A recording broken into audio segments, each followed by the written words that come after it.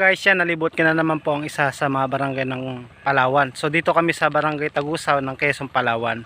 Kung tingnan nyo guys sa likod ko, lawak ng taniman, dito kabundukan. Dito sa part na to, yan, ito ang roadway ng papuntang barangay dito sa Tagusaw. So part na rin siya ng bundok pero sementado ang daan.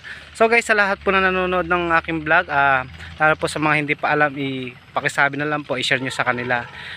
Ulitin ko po, i-search nyo lang po ang Kenny Vlog sa YouTube. Yan, so lalabas naman po yan, Kenny Vlog. Yan, para makita po nila na meron talaga tayong YouTube channel. Yan, di ba po? So, mamaya-maya lang po, sa uuwi na rin na naman kami.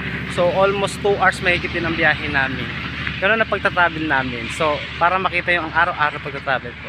Maraming salamat mga loads.